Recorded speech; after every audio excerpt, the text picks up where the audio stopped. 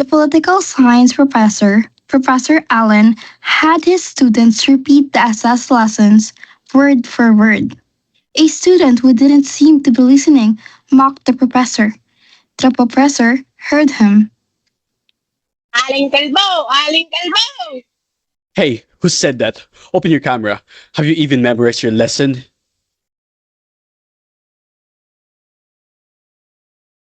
Professor Allen noticed Joshua, one of his favorite students in class. Okay, Joshua. Look, listen, and listen, and learn. Answer my question. Lights off or lights on? Reason out your answer.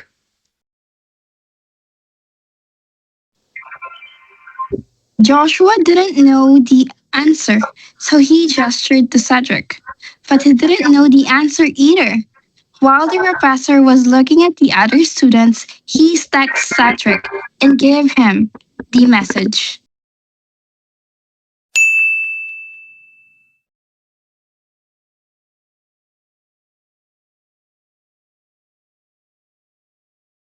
The teacher saw Cedric looking at his phone on the camera.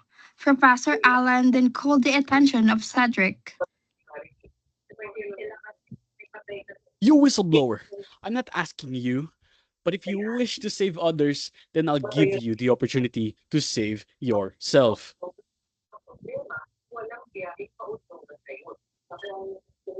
Professor Allen then asked Cedric a question regarding about leadership.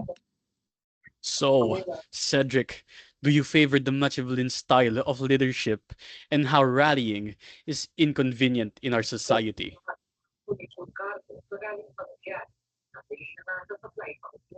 Joshua turned off his mic with a smirk visible on his face. Professor Millen had then asked Cedric. When Cedric couldn't answer, the professor asked his name. Sir, I am not in favor of the Machiavellian style. Why not? Are you a woman? Wait, so are you saying we should base our opinion on our sexual identity? Joshua, who was called, then interrupted Cedric. If you don't like this class, then you can just leave. If only Ferdinand Marcus is alive right now, then maybe you'd stay and listen here.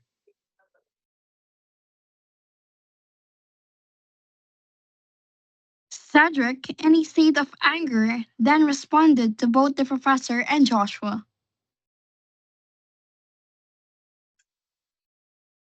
And that's the reason why I disagree with it.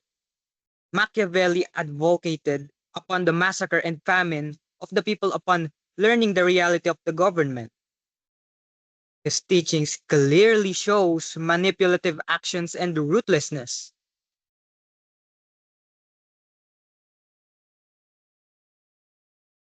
Professor Allen then interrupts the class. So, you're accusing me being wrong? And plus, according to Machiavelli, a good leader should have good virtue. So what's your problem? Good virtues? Come on, where can you find a good virtue within his ideology? There are a lot of people who sit in power yet show no signs of these so-called good virtues. Professor Allen started to assess the situation and his dominance. Wait a second. What's even your point, Cedric? Professor, most of the people who sit in power utilizes the people to hold the seat for a longer period. That's the Machiavellian style, sir. It's because the people are idiots and they can't follow the simple law. It's because they can't.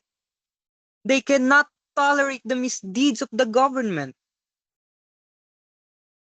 And that's the wrong thing about the people.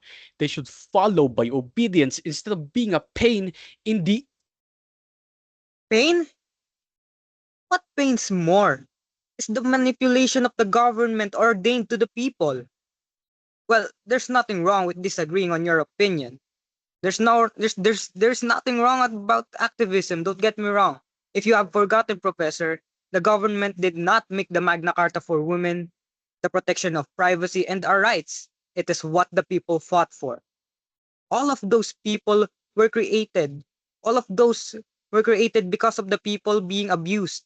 That's why we can't simply support the Machiavellian system. Yet some of the people are blindly being obedient. Aha! Cedric Peniente. It will be better to call you Cedric the Cunning. There shall be consequence for your disobedience and deceit.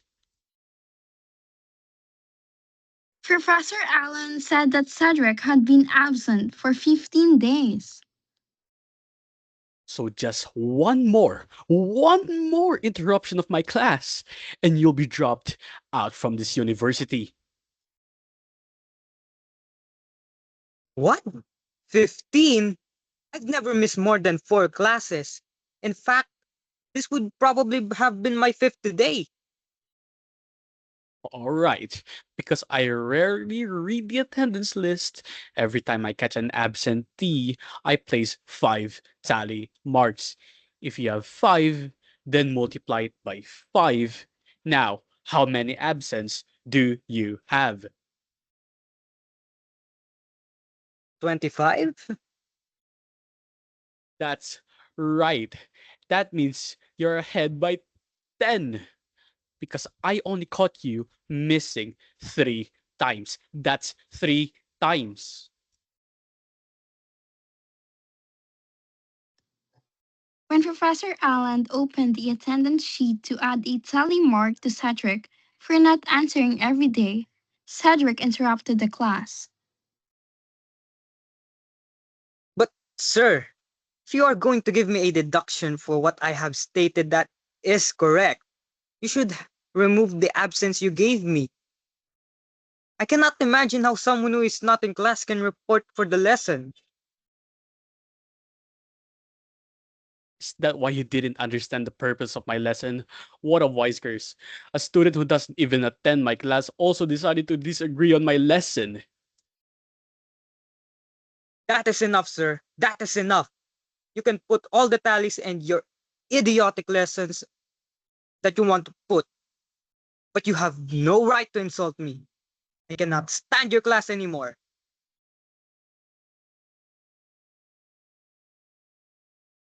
And Cedric left without any remarks. The class was shocked. Such a response had never been witnessed before. The shocked professor bit his lip and nodded, his head looking angrily as he watched his student leaving the meeting. One is the loneliest number that you'll ever do.